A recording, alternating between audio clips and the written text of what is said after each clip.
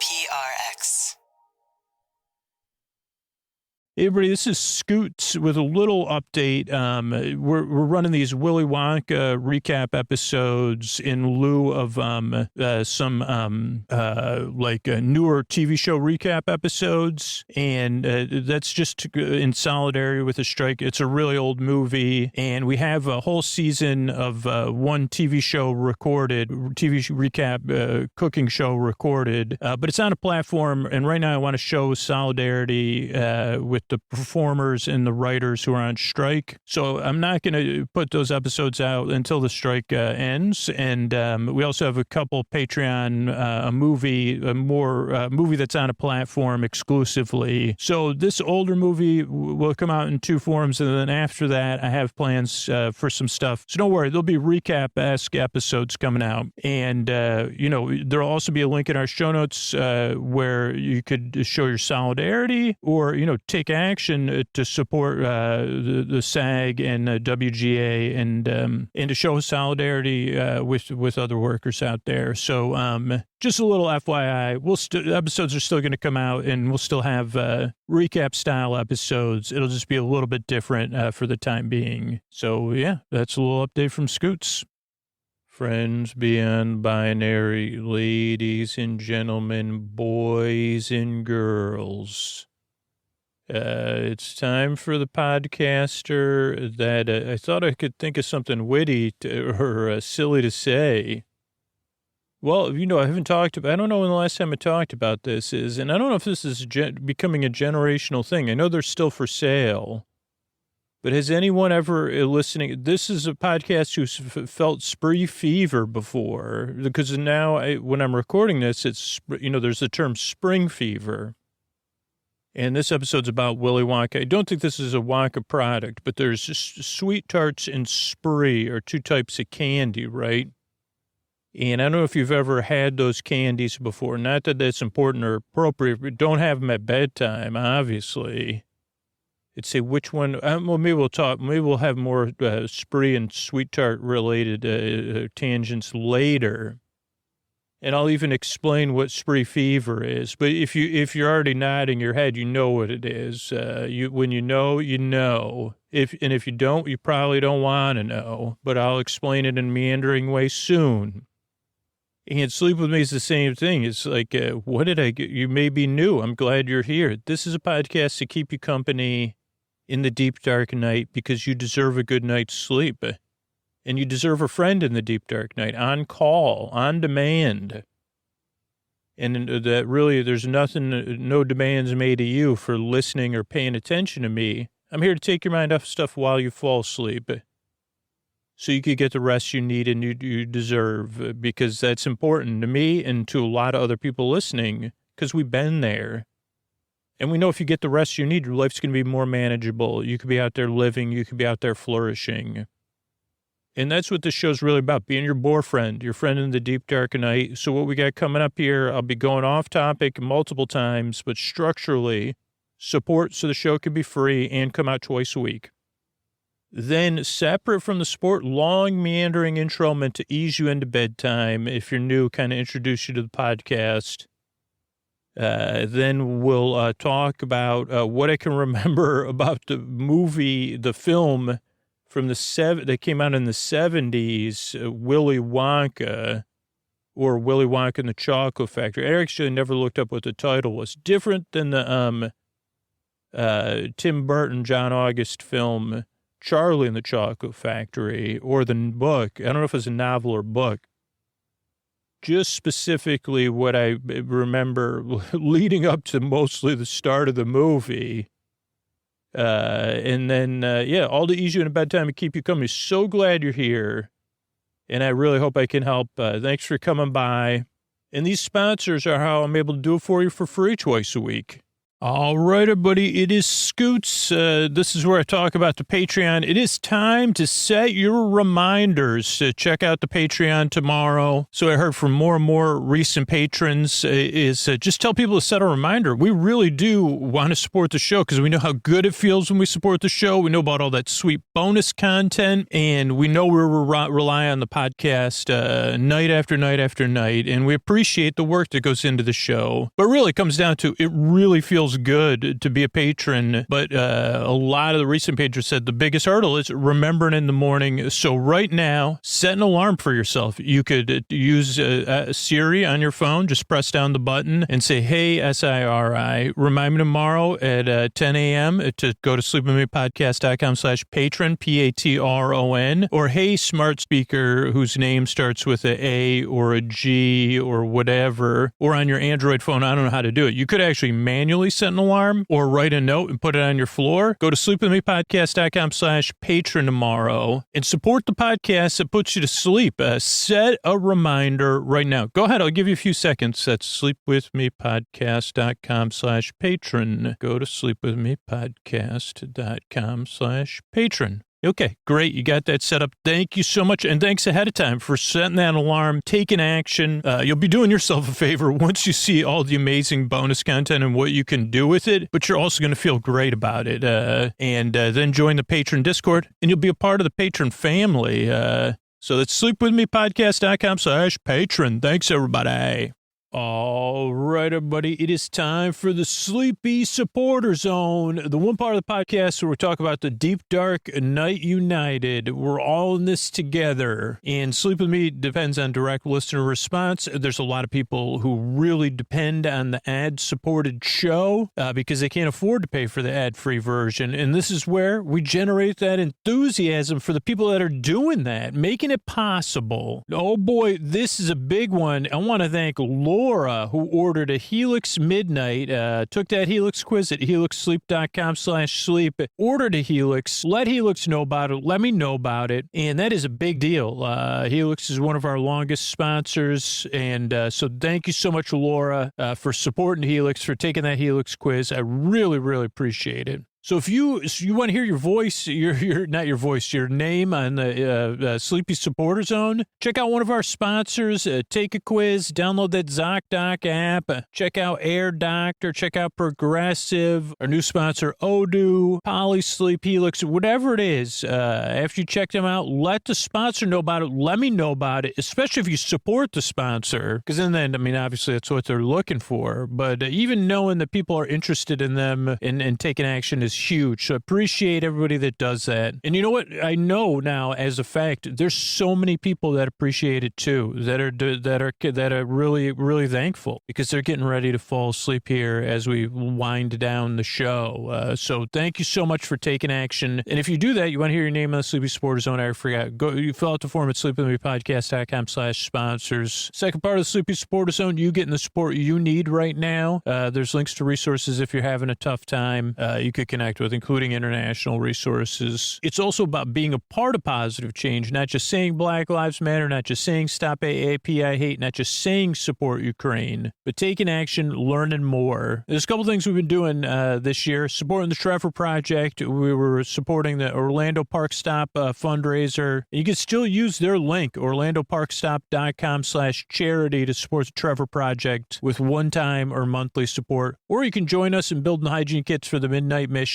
Use a link in our show notes. And that's it. Mystery Bard, a lot of people help out on this show. Who are they? Posty poster son sounds like an earful. Wrote the theme song. Edits episodes. Carl W. the Legend. Also edits episodes. Ashley, Kenny, Scotty, Jennifer. Runner.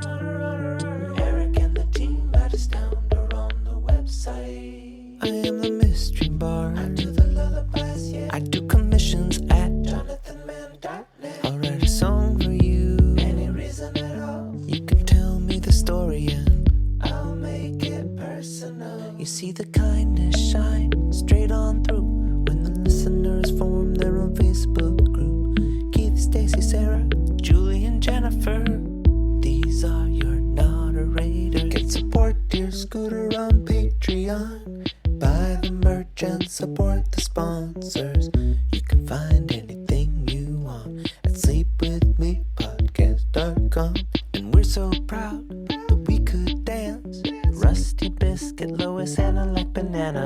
Leah does the transcripts. Thanks, Mr. Bard. Yeah, by the way, most comfortable way to listen to Sleep With Me branded sleep phones. Just use our link, sleepwithmepodcast.com/sleep-phones, and use Sleep With Me at checkout. What do you say? We slow it down and get on with the show. Hey, everybody, Scoots here. This intro, I'll be talking about candy a little bit, so if that bugs you at all, maybe you want to skip this episode, and then we'll be talking about Willy Wonka, which is kind of candy related. So if candy bothers you at bedtime, one, I'll say, hey, stop it. But you just might skip this episode. We got, 570 free episodes in the archives. Thanks. Hey, are you up all night tossing, turning, mind racing, trouble getting to sleep, trouble staying asleep? Well, welcome to Sleep With Me, the podcast that puts you to sleep. We do it with a bedtime story. All you need to do is get in bed, turn out the lights, and press play. And I'll do the rest. What I'm going to attempt to do is create a safe place where you could set aside whatever's keeping you awake. It could be thoughts, like things on your mind that you're thinking about, thoughts. It could be feelings, anything coming up for you emotionally. So feelings, physical sensations, changes in time, temperature, routine. You could be going somewhere. You could have someone coming to visit. You could be going through something, dealing with something, have something coming up. Whatever it is, and the reason I go through that list of stuff, I don't know exactly what you're going through. But one of the reasons is myself and a lot of other people listening, we could probably relate to how it feels, even if I haven't been through the same thing. And the other thing is Sleep With Me has a pretty big global audience. So there is probably someone out there listening right now who's been through that. And they're nodding too, saying, yeah, it's difficult. That's hard. Or I could see how you feel that way because someone's been there. And a lot of us can probably relate to how it feels. So that's one part of the show. That's why I make the show. And that's why I kind of run through a basic list of stuff. I can't run through everything. But it's to let you know you're not alone. And that there's other people listening right now. And some of them are sleeping or some of them are snoozing. And we're happy. Oh, we're so happy for them. Or their partners that are so sound asleep. I got to meet two partners at a live show who were, one partner was totally unfamiliar with the podcast, and the other one was familiar with it, but, wasn't a regular listener, but their partner was. And it was really fun, and really fun to get both of their perspectives, especially this young man that never had listened to the show, really. It was fun. It's cool. But right now, those partners may be sound asleep, and we say, okay, well, we're happy. We're oh so happy for you. Fingers crossed, really, totally. So how's this show work, right? You're new. What am I saying? What I'm going to do is I'm going to send my voice across the deep, dark night. I'm going to use lulling, soothing, creaky, dulcet tones, pointless meanders, and superfluous tangents, which means my voice is not considered traditionally soothing. I don't know if I've never heard of a soothometer before, but I just saw to that. And I just didn't, by the way, even if it's invented, I stake my claim on Mount Soothometer. The soothometer just said, hey, get off me, man. Sorry. They don't call me the soothometer because, I go around and around and my thoughts and my meanders go around and around and around. Who would have thought soothometer? They call me the soothometer. At least in lyrical structure, it may not have the same number of syllables as the wanderer, but when you pronounce it with creaky dulcet tones, you say the soothometer. My pointless meanders and superfluous tangents do go around, more around, oval around. So that means I just go off topic. I get mixed up. Like you said, weren't you talking about Spree and Sweet Tarts at the start of really? And I say, yeah, I'll get back to it because I do have a question. I wouldn't recommend having either one of them in your bed, particularly unwrapped. But if you did, I have a couple thoughts about it. Well, which one would be best? Because initially I thought one thing, and I said, no, probably not. Probably the other one, which you're thinking about that too. Okay, so why do I make the show? One, because we can relate. And the other thing I said at the beginning, you deserve a place you could get some rest. A bedtime you don't have to dread, that you could look forward to or at least feel neutral about. And that's why I'm here. That's why I make this show, because you deserve a good night's sleep, and I hope I can provide that for you. If for some reason you loathe me, that's actually how most people like, but if you're like, I'm never going to listen to this podcast again, but you're still listening now, that's totally fine. Sleepwithmepodcast.com/no thank you has other sleepy stuff on there. You could check that stuff out. But if you're unsure, I think that's what ambivalent means. You say, well, I don't think I like you, but maybe give it a few tries. Like, there's like a lot of people listening, like I said, and most of them didn't like the show, or it didn't meet their expectations when they first got here, because they said, I thought this was a podcast to put me to sleep. Where are the, where's the, isn't there supposed to be soothing natural sounds and some sort of presence that's, I don't know what the difference, that's very soothing. And aren't you going to do are you going to count backwards or by twos or no? I can't count. I mean, I'm not kidding. It's one of my, learning things. I'm not very good at counting. But what I can do is keep you company and take your mind off stuff. But it's just when you first get here, you're probably skeptical. You're probably doubtful. You probably looked for a bunch of different other stuff. You probably tried a bunch of different other stuff. You probably spent a lot of money on other stuff. And you got here and you said, well, this isn't like anything I've heard before. This isn't like anything reasonable. And I say, exactly. This is what works for some people. It doesn't work for everybody. But for the people it works for, they say, I had no idea. I've been looking for, this is literally the feedback. I have no idea. I didn't know I was looking for this my whole life, but I was. I finally found something I wasn't really looking for because I didn't know I was looking for it. And that's what Sleep With Me really is. And if you're not, you say, oh, okay, this doesn't work for me. But give it a few tries. That's just what most, feedback I get is. Or come back down the road. I mean, that's like a piece of feedback I get every few weeks. Hey, I listened to 2 years ago, couldn't stand you. Or, I have I had strong feelings about Spree and Sweet Tarts, so I just didn't like it. And then I came back, and now I'm a regular, now I pay for the show. Okay, so what else do you need to know? This is a podcast you don't really listen to. You just kind of barely listen. You can listen. Or you could listen, but you don't need to. I'm here to keep you company. Just like if you called me, said, hey, talk to me about stuff. I'm not going to listen to you. You'd kind of feel, at least the first time your friend would be like, cool. But the second or third time you'd say, do they really want me to listen to them? Or at some point, just natural human stuff, they'd say, well, listen, I need you to listen to me tonight. And you say, well, that's not the relationship we established. And if it's in the real world, you see, also, I'd like you to, like if it was the old-fashioned phones, you'd say, can you come over and hang up my phone? Because then my phone starts making a weird noise. Or you say, my battery drained. I thought you're supposed to hang up so my phone disconnects. Or if they come over, people, like at least the imaginary versions of myself in other universes that actually are on call, it turns out people value that service very low because people said, hey, could you do this for me for the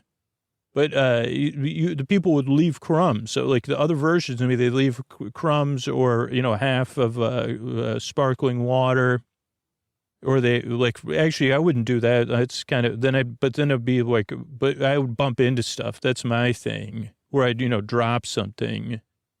So you don't got to worry about that with the podcast, but you could just barely listen to me. I'm here to be your friend in the deep, dark night and keep you company, not to put you to sleep. That's the other side of it. This podcast doesn't put you to sleep.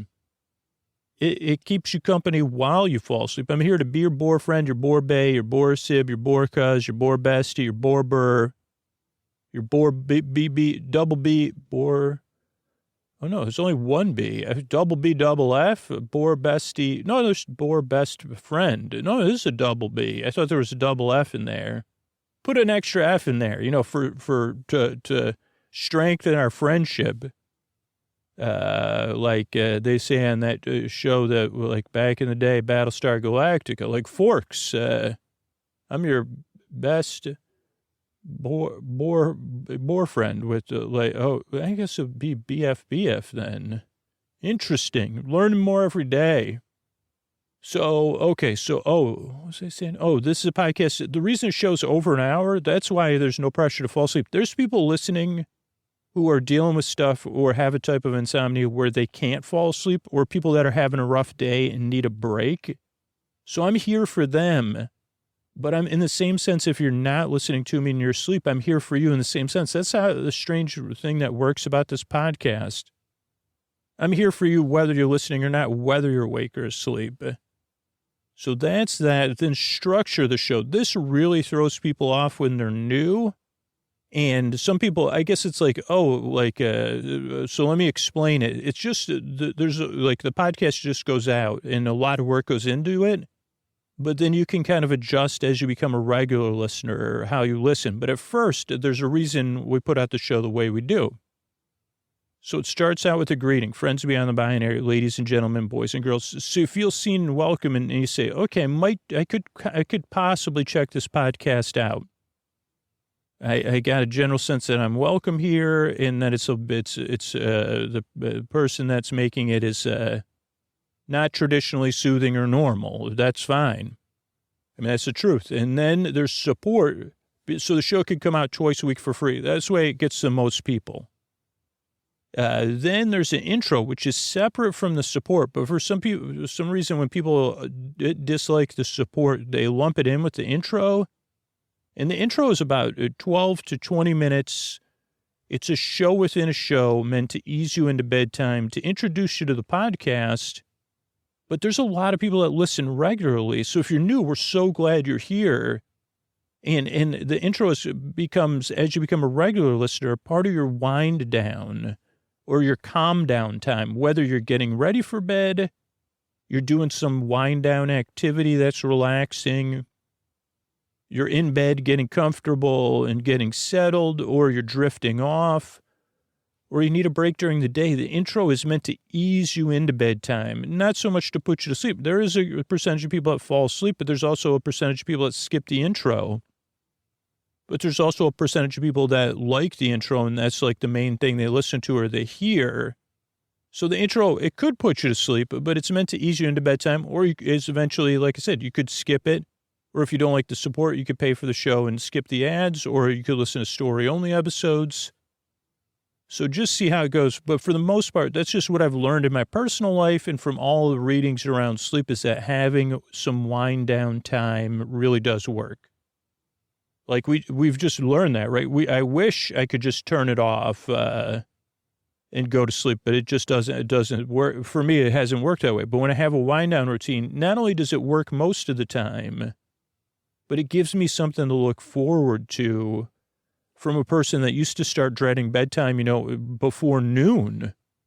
Especially if a kid, especially when you're in the stages of adulthood where there's no nap possible, you say. And then I'm tired already, and then I get, you know how it feels, right?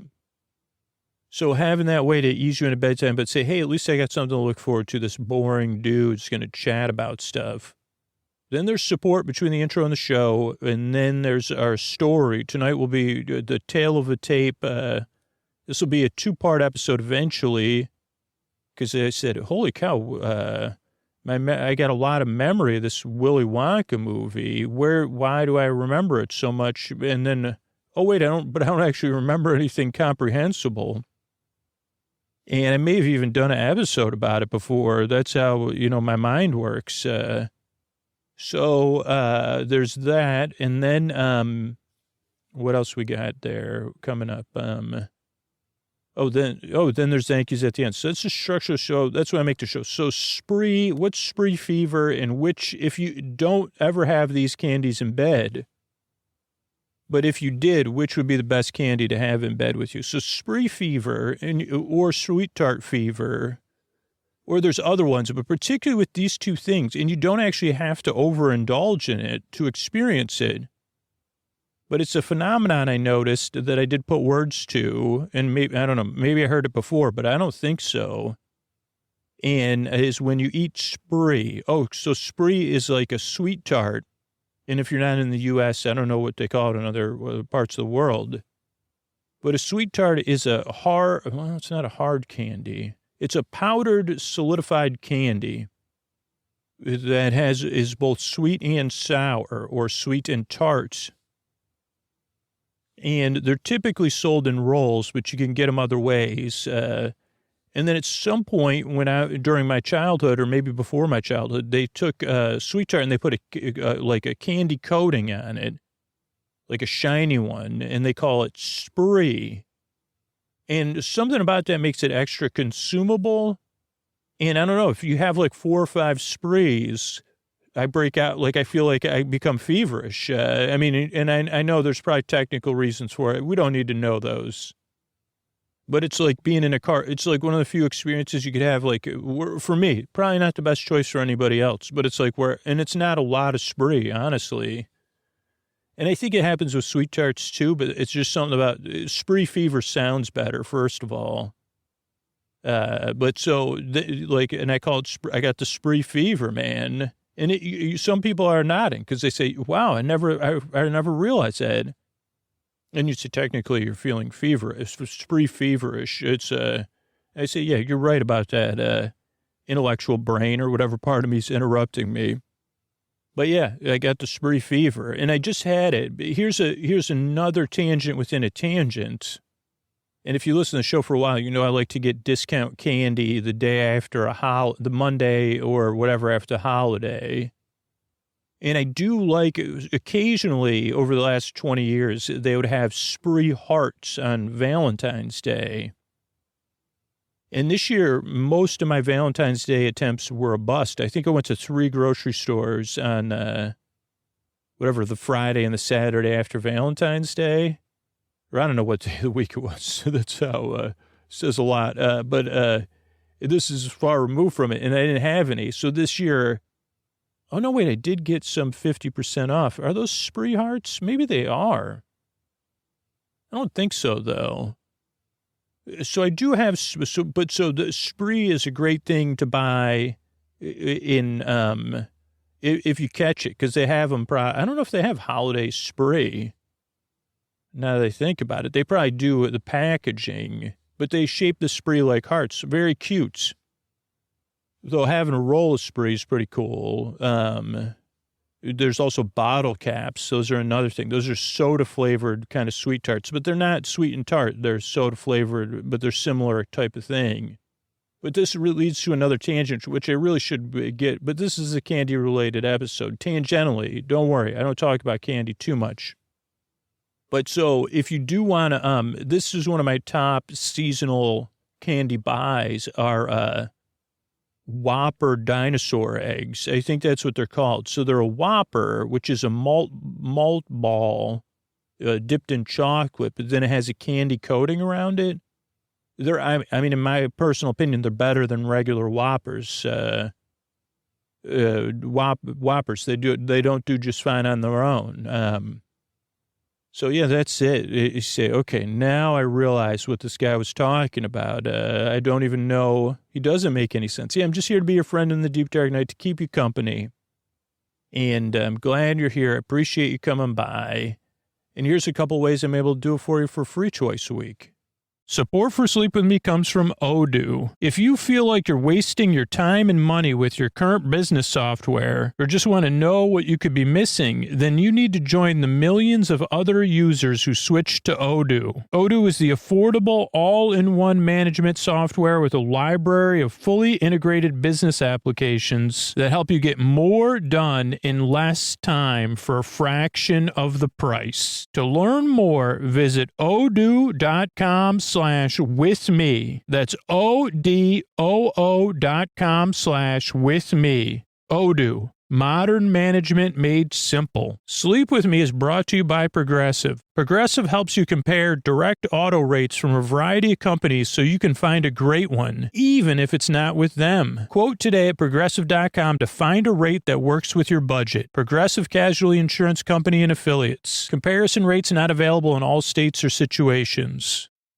Everybody, this is Scooter here, and I don't know if this will be a two-part episode or what, because, or this will just be a bonus episode. I kind of did a quick search, and I said, we never did an episode about this, so I don't remember ever recording an episode about it, which, that's happened before, but it is interesting, this is about, the film Willy Wonka and the Chocolate Factory. It's a Tale of the Tape episode where I kind of try to remember the plot of the movie that I watched probably 50 or 60 times as a kid.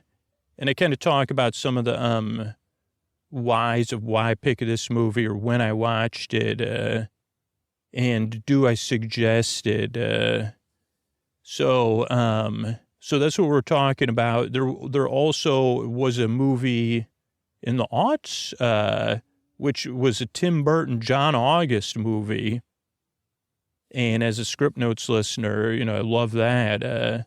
Love John, love Tim Burton. And I've seen that one, so I may rewatch that one too. And I don't know if we'll do a Wonka week or something.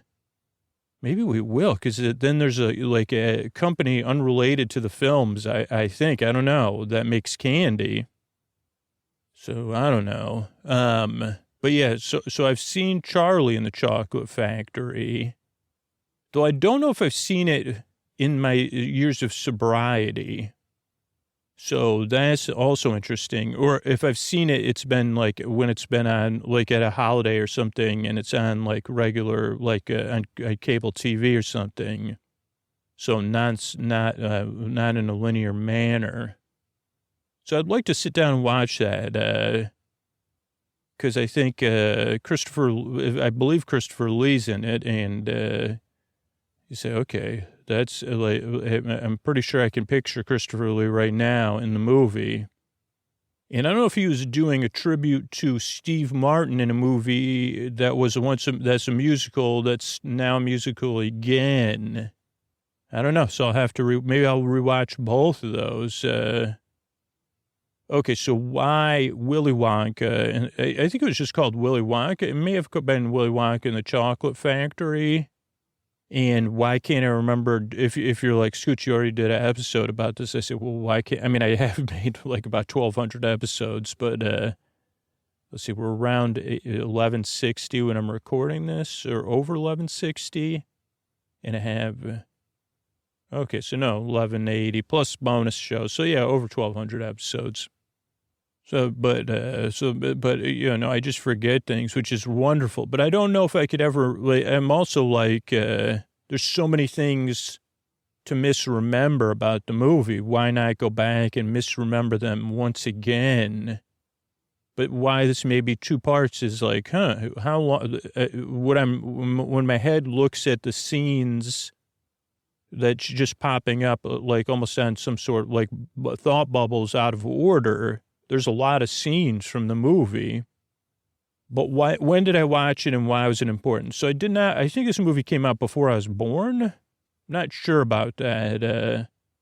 But this was another WPIX, which I also wrote down before I started recording of I got to do a WPIX tribute episode. And those of you that WPIX, also known as 11 Alive, was what was known as a superstation. It had and for me, it was a superstation. It had HBO and WPIX have had outsized influence on my life. And this could that's for one thing, for the first time in this podcast, that's not an understate. You can't understate the influence those two things have had in my life. So what is a superstation?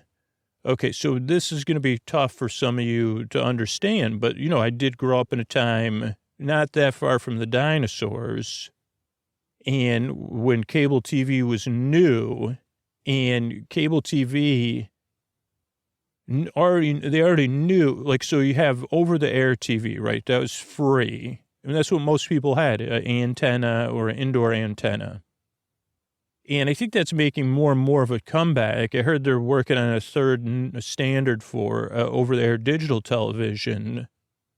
And if you haven't tried it, I mean, I haven't tried it, but I don't have a 4K TV. I just have a HD TV.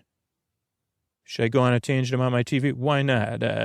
Because it's a huge, my TV that I currently have. So it's a HD TV, not a 4K TV or Ultra HD or 8K. I think, are we at 8K yet? I'm not sure about that, but this TV is also a big part of my life, and I know it won't last forever, so it's more of the memory of the TV. Because, like, I talk a little bit about sobriety and getting sober. Not that that's that important for this episode, but that TV, I have to look back at when I bought it. But when, like, if you struggle with that kind of stuff, usually your money is going to that kind of stuff.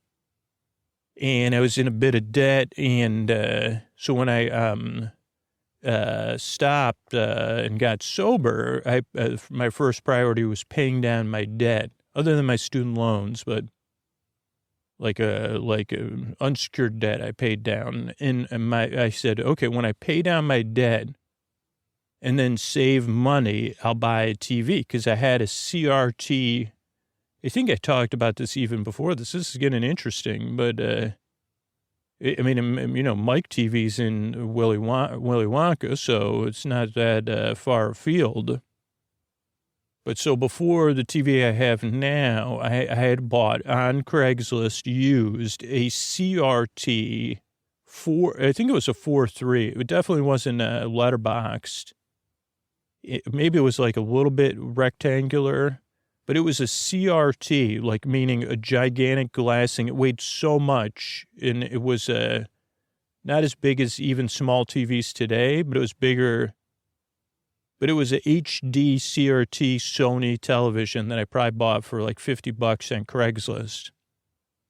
And it was pretty good. It just was really heavy and whatever. I mean, it was what I could afford at the time. And what a deal. I wonder how much I did pay for it. I bet you $50. And then, so eventually I saved money and I bought this TV. It's a plasma TV, which they don't really make anymore. And I'm still very happy with it, other than the fact that I know newer TVs or like whatever, the current TV technology. So the only downside of the plasma TV is, well, the main downside is that, like, I do have the TV in a room with a lot of sunlight.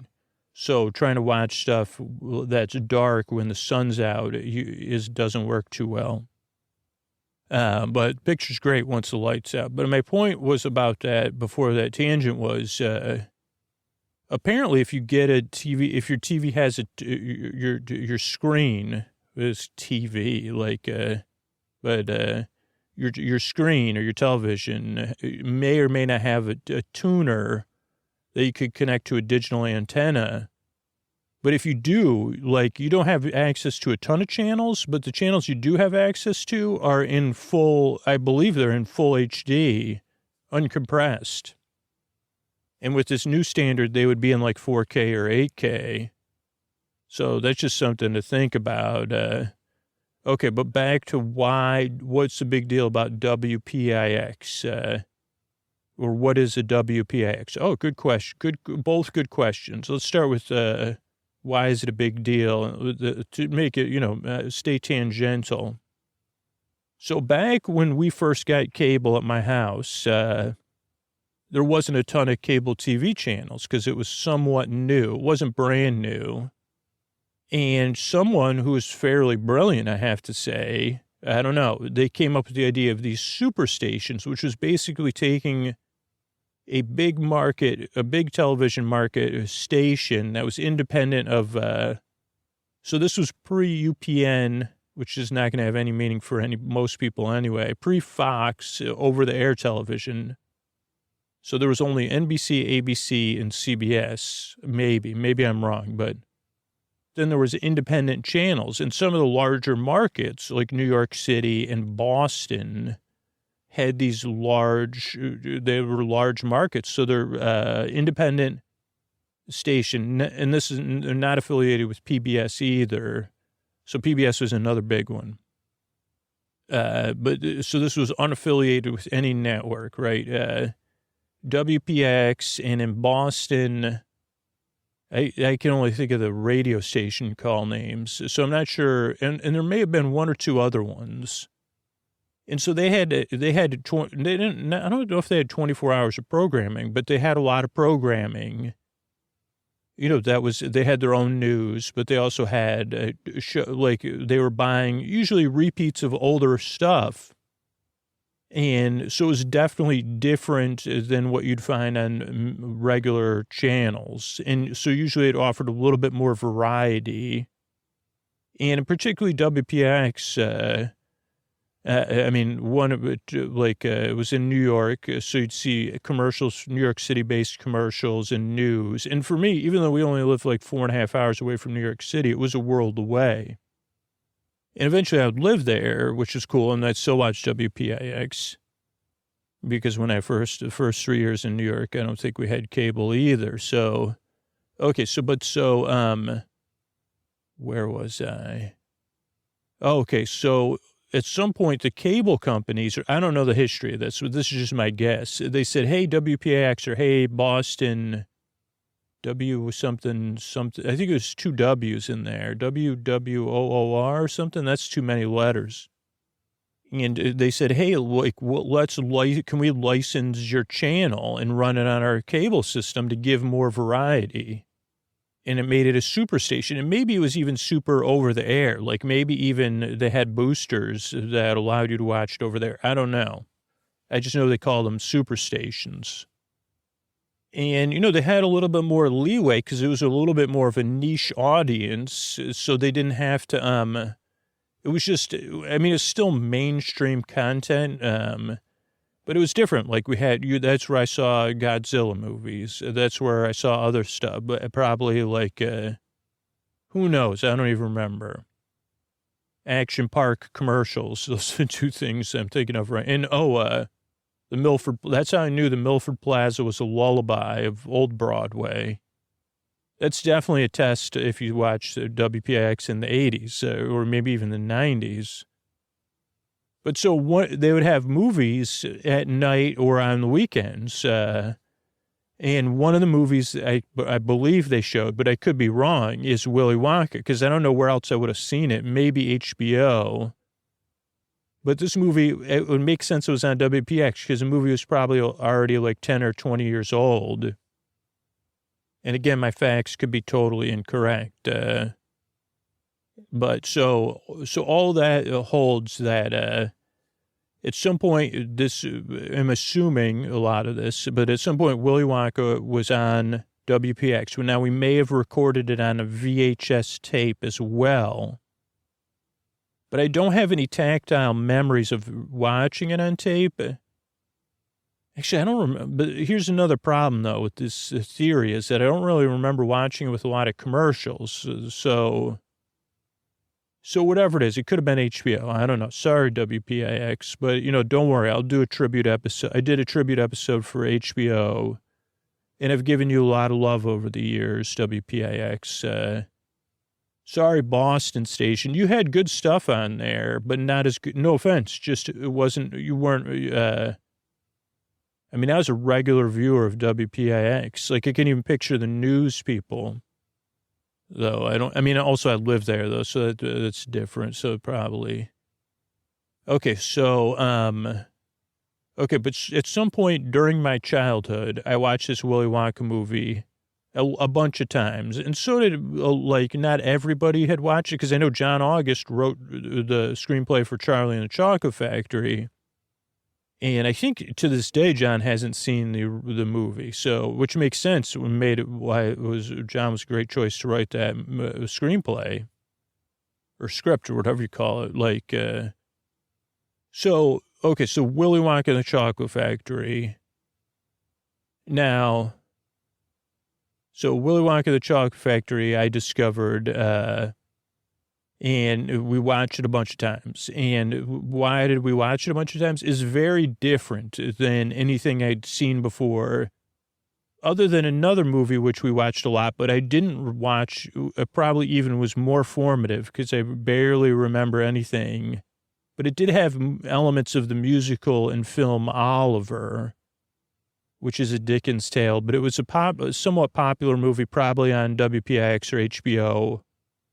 And I don't really remember too much about it. So, but I just remember feeling the alignment. But that, I don't know, it was set in a way that felt like, even though it was like 10 or 20 years earlier, that it was like you weren't sure whether this was like the world that even before the Chocolate Factory part, Charlie Bucket, I believe is his name, but I'm not positive about that, lives in a world where you're like, is this Europe? Is this Pittsburgh? Probably not Pittsburgh because they had English accents, I think. I don't know. There's just something about it that felt like European, I guess, like I'll just say it. That's like in a cool way. Not that there was not a cool way. It just felt so removed, like I was able to suspend my disbelief, but also bask in the differences and the similarities. That this was like, I don't know. I don't think I'd had that experience before.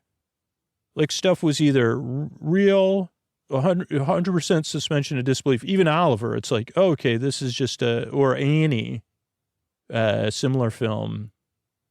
It was like, I was just suspending my disbelief and going along with it. With Willy Wonka, I don't know, I was like, this is an interesting world to be in because it's like unfamiliar, thematically familiar. It's slightly unreal, and then the extra European kind of 70s, late 60s vibe of it, it definitely had a vibe.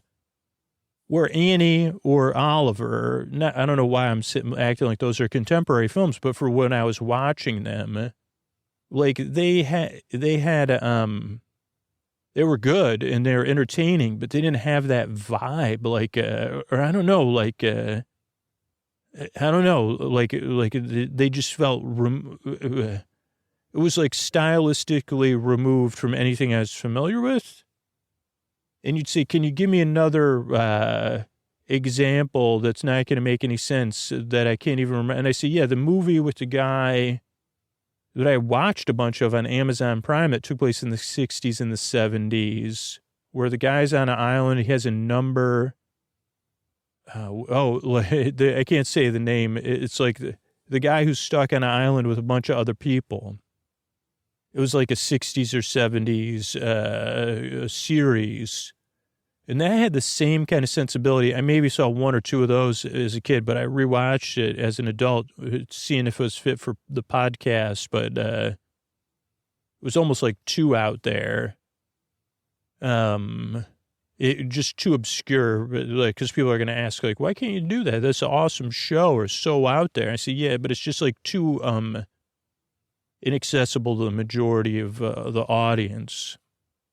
So I don't know, like, and there was musical numbers, which is nice, and there's great performances, and different than Annie or Oliver, which had antagonists. This movie, the majority of the antagonism exists with, like you bring it exists on a much, like, below the surface. There's like this, it's very dreamlike, the movie.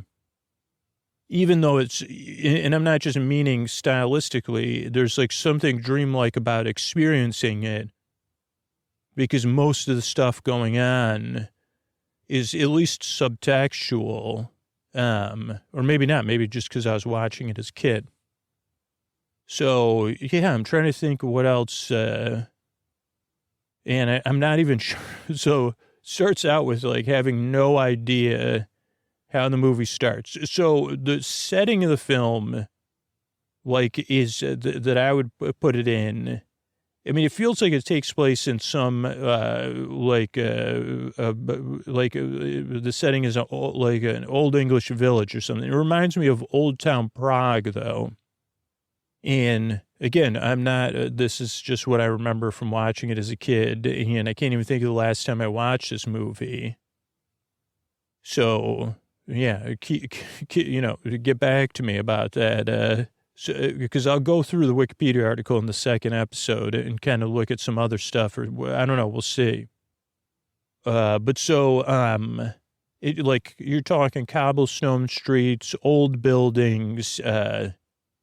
You could tell that there's hard times for most people, but there's not ever a contrast. Like, you could clearly see that Charlie, who lives with his mother and both sets of grandparents, they're struggling. And, wow, so that makes me think I have done an episode about this before, because I can think about being in that room, their home. And I guess another thing is that Charlie was so different than me as a kid. Like, so the star of the movie is Charlie, maybe Charlie Bucket, but I think Charlie Bucket, and Grandpa Joe. And Charlie is like, I wouldn't see, he does have some I don't know if he's an optimist, but man, is he does have a little bit of naivete, but he's really a joyful kid who makes the most of things, at least, which I couldn't, I could see in him. He was a really good kid, and a really nice kid. And he didn't have really a lot of self-pity, or wasn't in his head a lot. Like, so I said, wow, this is like, so for me, it was a heroic figure. Just Charlie being himself was so different than my experience. Probably we were the same age, or maybe he was a little bit older than me. I don't know. And I don't know how old Charlie was. I would guess that these kids were like freshmen in high school, or somewhere between 6th and 9th grade. I have no idea. Probably you're right, a little earlier. So maybe 6th or 7th graders. Like tweens, you'd call them. Maybe. Okay, so the movie opens, I don't remember where it opens. Like, you get to see a version of the town. Well, I think it's like, okay, the ordinary world, right? So what do we see in the ordinary world? There's at least a couple sequences, and I'm not sure the order, but I'm going to put them in the order I think they went in, which is like the Candy Man, the chocolate factory, and then Charlie's home. So I guess those are the ones. So I would say it probably opens with the Candy Man, because it's a big musical number. And basically, I think it sets you up for okay, this is a type of suspension of disbelief we're asking of you, that people will be breaking into song, but then we'll also return to the regular world after that. And I can still picture the Candyman number. So there's basically the greatest candy shop you could ever imagine. There was something that just was personally ominous about the Candyman. He seemed very nice. Like, I don't think he was meant to be an ominous character, but just it triggered some memory for me as a kid or something. I don't know. But there was basically this candy store everyone would go to. Now, Charlie was a newspaper, like a newsie, I think. Charlie Shine Shoes. I'm pretty sure Charlie was a newspaper, like a newsie. But now I'm not sure. But Charlie would save his money, or some of his money, to spend on candy, on a Wonka bar. Or no, he didn't like Wonka bars. I think he liked something else. But Charlie goes to this candy store with all these other kids. And then they sing the song, The Candyman Can. But in the store, it's got a soda fountain and tons of candy. It's just a very a kid dream sequence. And which is, I think, interesting, having these three different settings maybe at the beginning of the movie as this is the ordinary world. One, the Candyman, in this sense, is some godlike character. And Candy's also treated with the utmost respect. I mean, which in a kid's world, that's pretty normal. And has this fantasy element to it, and then is even worthy of a song. Then at some point, Charlie is on his bike outside the candy factory, which is a very, very stark contrast to the Candyman song. So the Candyman in the candy store is a place devoid of anything you would like. It's just a joyous place to go. I mean, as long as you have a little bit of money to spend on candy, because they're not giving it away. So then Charlie goes and is outside the candy factory, and it's all locked up. It's behind these gates. It's like towering, very industrial, shrouded in darkness. And there's somebody else there, maybe even Charlie's boss. I don't know. But, they say, hey, like they talk about the mythology of the factory. It got shut down. Charlie's looking at it, got shut down. They say there's like mystery workers from another art, like that he brought in that live at the factory. Nobody works there anymore. Wonka's like some mysterious figure, and it's a place you never want to go. Do they even make candy anymore? But they do. But it's like a place of mystery and intrigue with a little bit like a side of like underworld in there. And Charlie says, oh boy. But Charlie's clearly also, Charlie loves candy and he loves intrigue because he'll make the most of it. Then we get a dose of Charlie's home life, which is full of love and full of adults, not full of other kids. And also, like I think it is like that Wonka and Grandpa Joe, it's like, who's going to be your father figure kind of thing, which is a pretty thematically, a current that comes up thematically a lot in movies, especially animated movies. It could be, who's going to be your parent instead. But in Charlie's case, it is. So Charlie's mom... so we go to Charlie's home. Charlie's mom is running a laundry business from home, I believe, but maybe not. Maybe he goes to visit his mom at work. I can't remember. But Charlie lives at a home, like a one-room home, but maybe has a laundry business built in, not a laundry, like a washing facility. And Charlie lives with his mom and both sets of his grandparents in a one-room thing. And all of his grandparents are bed-bound. And Charlie loves them all very much, and they love Charlie. So he comes home, and he kisses all of them, and he helps his mom, like maybe they're making cabbage soup or something. And they talk about it, and also Charlie's birthday is looming. And I think at some point his mom sings a beautiful song. But so you get this forlorn sense, at least I did, of like, here's this wonderful boy, and he's in this tough, like, he's making the most of things. But, he's sharing a bedroom with his grandparents. I think all four, now that I'm picturing it, I think all four grandparents, at first I was picturing different beds. I was picturing actually 4 different beds, but now I'm thinking all 4 of them are in one bed for an added visual component. But I'm not positive about that.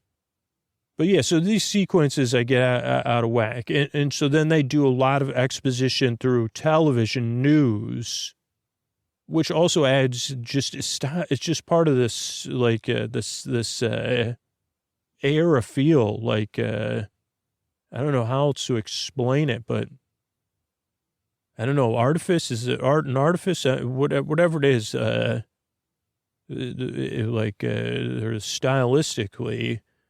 So it's like this, and it is like a dry English humor. So the news starts to, introduce this first thing, which is like this big contest, big news, this chocolate factory that's been closed to the world for however long and kind of, covered in rumor and intrigue, is going to be open to a certain number of children. How many children? Charlie, Mike, Augustus, Veruca, and Violet. 5 kids? Was there a six or? I think that's it. So there's going to be 5 or 6 golden tickets given away in Wonka bars around the world. Now, this is the most popular company in the world, a global enterprise. And those 5 holders of the golden ticket will get to go to the factory and get a personal tour from Wonka. And maybe they even introduce the idea that one of them will take over, but I'm not exactly sure. I don't think so. Maybe they get a lifetime supply, but it was like, this was the biggest news of the day there, like international news. And I think they even switched between you're watching the news with their grandparents and Charlie to then, you were immersed in the news and you see it globally. But then it also slowly sets up the characters we'll meet later in the show. And also sets up a couple other elements. And also sets up this tension for Charlie, which is like, 1, it's his birthday, and this is his ordinary world. 2, there's only like a 1 in a million chance of you winning, so why get up your hope? But maybe I could win. And, oh, look at all these other kids. Cause there is like a class thing in there. As we start to reveal the other kids that find, bars. So again, at some point his mom sings a song. And then at some point, like Charlie goes back to like work and school. And then we slowly see the sequence playing out of like other kids discovering the chocolate bars. And it's somewhat comedic. So we meet, I don't know what the order is, but I'll just go in the order. So there's Augustus, and we meet their parents too. So there's Augustus Gloop, and he's definitely like, and maybe they even symbolize like some sort of things, but he's definitely, it seems wealthy. Lives in Germany, I think, with his mom and maybe his other parents. And he seems to have plenty of resources. And he doesn't even I don't think he even thinks it's a big deal, like that he won. Like, so he's just like, whatever. And his mom is very excited, though. So we meet Augustus Gloop. Then we meet Violet Beauregard. And Violet Beauregard's dad, runs a used car lot. And Violet is big into the Guinness Book of World Records. And Violet has like, has a pretty grounded sense of confidence, but is mostly interested in, this is great, but I'm also trying to break the Guinness Book of World Records for chewing gum. And so Violet's main thing is that she's been chewing this one piece of gum for 10 years. I don't even know. And then we get the sense that her dad is like really interested in promoting his car lot. And they seem to be American. I don't know. And so the dad's like promoting the car lot, but also I guess he's a little disregarding to Violet. I was trying to think of like, but yeah, because he's like, okay, great, Violet, come on down, but a little bit more humor. Okay, who else we got? I thought we said 5. Is there 5? Okay, so then each time someone's revealed, there's a couple other elements. So each time someone's revealed, there's also like another character kind of in the background who is like whispering to the kids. And at some point, this character gets there's like, maybe it was like when Charlie was at the factory, but this is like slowly alluded to that there's another giant chocolatier who's in competition with Willy Wonka. And that this person is like them or their representative. So they're always whispering to the kids. And I don't know, even the expose or the like exposition at some point makes it clear that they're trying to buy the golden ticket so they can be a spy, or they could spy on the chocolate factory. Okay, so we meet, so that's another thing. Then there's, so I guess there's only 5 tickets, right? So definitely we see it also through Charlie's eyes that each ticket, his chances get less. And, so we see kind of Charlie, but also see the contrast between the lifestyle of the other kids and Charlie's. So it's just like, man, like they have all these things. I mean, this isn't what Charlie's saying. This is really, you're just able to fill it in for yourself, or a projection scooter. I mean, Charlie has an internal life that I wish I had, but so that's project, but so, it's just, oh man. And, so we got 2 winners. Next up was a character called Mike TV. So we meet Mike and his mom. And Mike is a kid who's obsessed with Westerns on television. And he's dressed up in Western gear. And I think that's it. Like, he's like I don't know if this is some sort of like morality play or something, like, but he's only interested in that and kind of living that like lifestyle, which I guess I got caught up in music and like stuff like that. Maybe not like when I was older than that and thinking that, but yeah, he's into Westerns on TV, watching TV. He calls himself Mike TV. And, his mom's just trying to do her best. It seems like she's like, yeah, it's great. And again, we see this other character. I can't remember the character's name. Always like talking to the parents and the kid in the background of these news broadcasts. And then we got 3 down. And I'm not sure this is the order, but each time, Charlie was so, but at some point, Charlie, struggling because he has to also bring home most of his money to support his family. And he's only able to keep a little bit for himself. So at some point he scrapes together enough extra money to buy a chocolate bar, and there's no, golden ticket in there. And, he's down. So this is maybe leading towards his birthday as well. So then there's 2 more tickets left out there. Now, I think the next ticket is Veruca Salt, who was actually a band in the 90s. And her dad is like some sort of like entrepreneur. Like he has like all the resources. So he's focusing his resources on getting Violet a ticket, like including like just buying cases and cases of chocolate. I didn't even realize we kind of did something like this with a little bit different. But anyway, it's like kind of like Dudes, Where's My Pepsi in some sense. But this is more focused on just getting his daughter what she wants. So we get the idea that Veruca is like, gets what she wants, is a little portrayed at least as a spoiled. And so the dad is trying to get, like, he's like, oh, the first person that finds a golden ticket gets a huge bonus or whatever. And then we see like someone find the golden ticket and they rush it and they're so happy, an employee, and they bring it up to him and his daughter.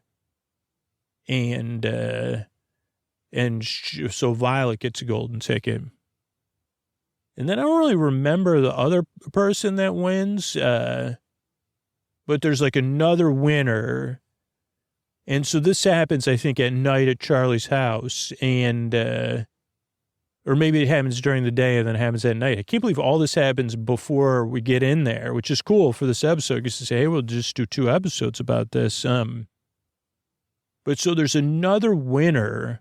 I don't really remember much about it other than someone wins, but there's not a lot of details or something.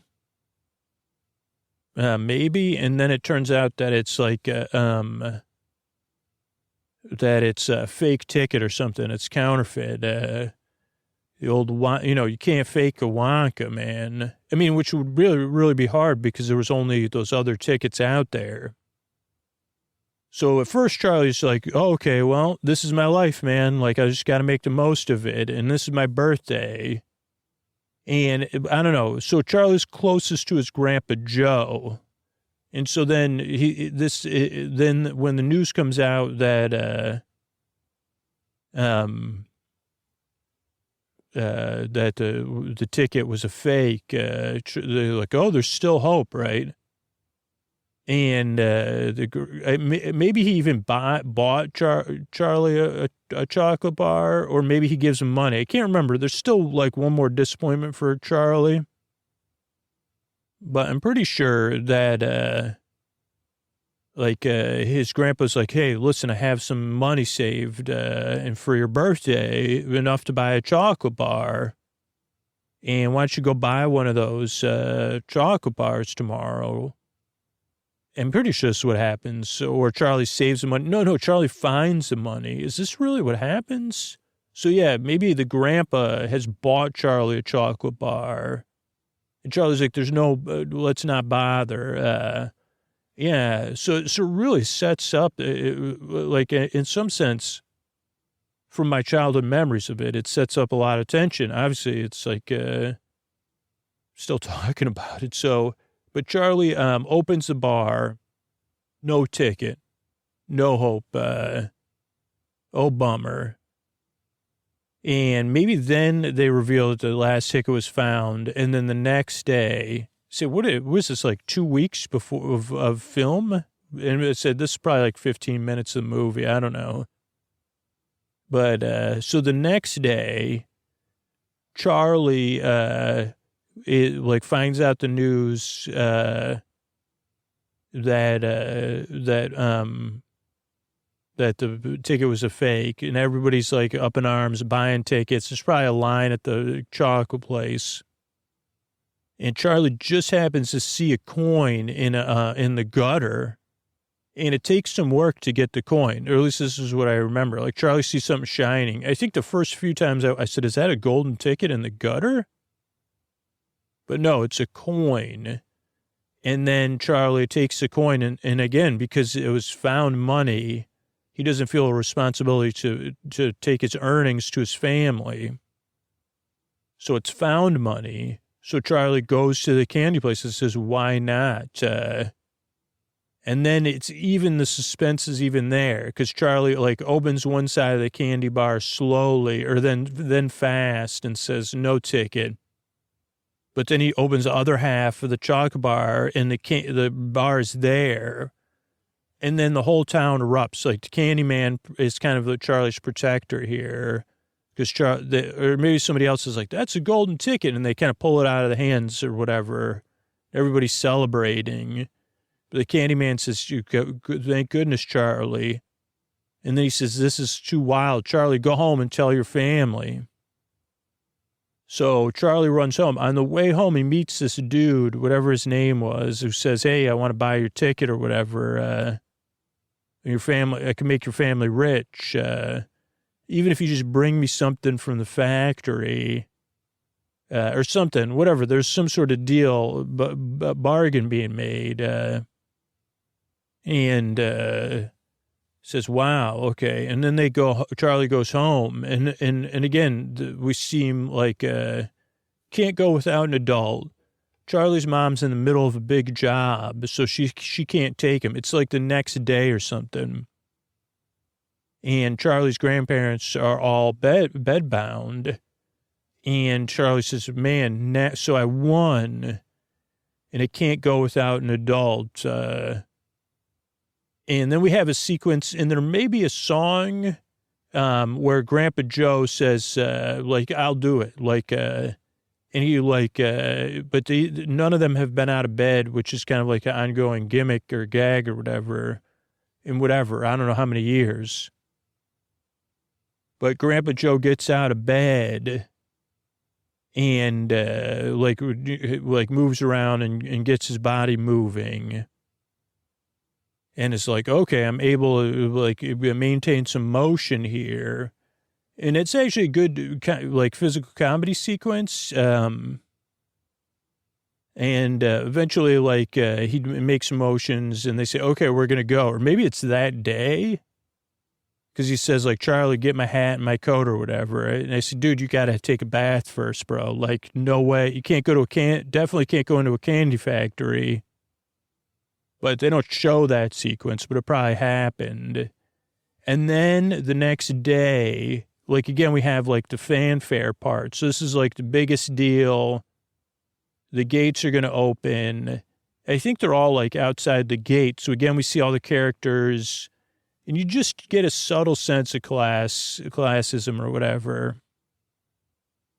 And also that, like, the kids feel like it's competition and no one's friendly. But it seems like Charlie's trying to be friendly, maybe. But this is just I don't really remember. And they say, holy cow, like, Willy Wonka is going to come out of this factory and let everybody in. And this is the biggest day we've had. Again, this is like international news. And there's a red carpet that either gets rolled out, like in some fantastic way, or is already out there. And then we see Gene Wilder come out as Willy Wonka. And Gene Wilder kind of comes out and he does like this role, like in more physical comedy. I think he's got a cane and like he doesn't see. So there's like this big buildup, like kind of like, I don't know, like you think like Charlie Chaplin-esque. I don't know what they were going for, but for a kid, it was funny.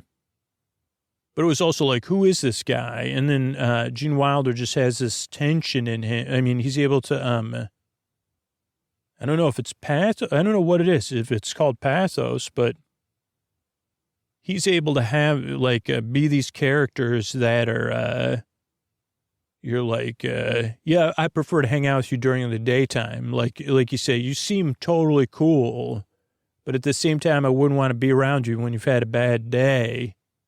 Like I totally like you and you're super charismatic, but at the same, not after 5 p.m. I don't need to see you after 5 p.m. Or if you're in a bad mood, don't, let's just not get together. Like all in his face. Where you say, oh boy, like you said, that guy could run a chocolate factory that's been that's shrouded in mystery. And so he goes in, he makes a big deal about it, and says, hey, and then he lays out the rules, which I don't remember, which is basically like, just do what I say. You're about to enter this, like, really cool place, but don't mess around. And, like, they even go into this first anteroom.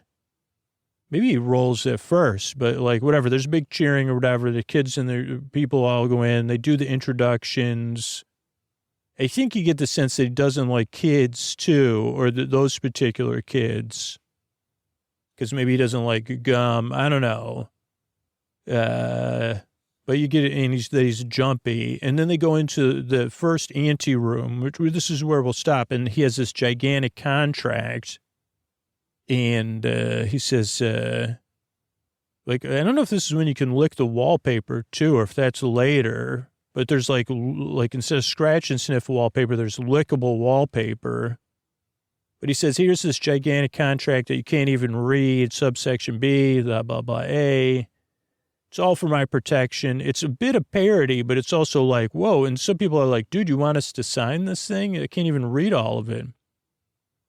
I'm trying to think who's dad. Maybe it's Veruca's dad at first. He's like, he goes, I'll have to have somebody look at this. And he goes, no, either you could, yeah. He goes, I don't know about this. Cause it's like, yeah, free of whatever. It's all up to you, don't, and he says, well, I'd be more, and he goes, okay, you could not come in then. You could either sign it or not sign it and not miss your tour. And you're like, wow, this guy, but he still has a charisma and there's so much. And then the kids are like, no, we're going in here. So there's like a little bit of disagreement, but Wonka quashes it. And Charlie's like, what do you think, Grandpa Joe? He's like, he goes, what do we got to lose, kid? Let's do it. And then they get ready to enter the factory. So they're just in like the reception area. So yeah, I guess we'll do another episode coming up soon of Wonka. Let's look up. Let me just look up really quick. Okay, yeah, it did come out. Okay, so I was right, like late 60s, early 70s. So yeah, it came out before I was born. It came out in 71. And wow, there's another version coming out this year. Interesting. Maybe. Oh, wait, this is the character. No, I went to 71 movie. Okay, yeah, musical fantasy film. Mel Stewart was the director, who I'm not familiar with. Based on the novel, was only 7 years old at that point. Charlie Bucket, played by Peter Ostrom. So I don't want to get too deep into it because it's the end of the episode, but let me just see Mel Stewart. Worked with David L. Wolper. Career. Did some documentaries. Yeah, a bunch of other movies. Oh, did the TV series Ripley's Believe It or Not. So, yeah. And then Peter Ostrom. A veterinarian. American veterinarian and former actor. Cool. That's cool. Age 65. That's really cool. So an American, eh? Let's just see if it says where the setting is. It was filmed in Munich, and David Seltzer did an uncredited rewrite. And it was budgeted at $3 million, positive reviews, earned $4 million at the box office, got an Academy Award for nomination for Best Original Score. Wilder was nominated a Golden Globe for Best Actor. And Sammy Davis Jr. recorded The Candyman. That became a popular hit. And it remained in obscurity. Yeah, here you go. Until the 80s when it was got a following on repeated television airings. Yeah, there you go. And home video sales. So, yeah. All right. Well, that's a little bit about it, and we'll get back into it soon. Good night, everybody. All right. I want to thank some people that reviewed the show recently on Apple Podcasts. Okay. Thumbs up, thumbs up, thumbs up. Peace. Sunglasses. Yawning. Sleeping, yawning. Sleeping, yawning.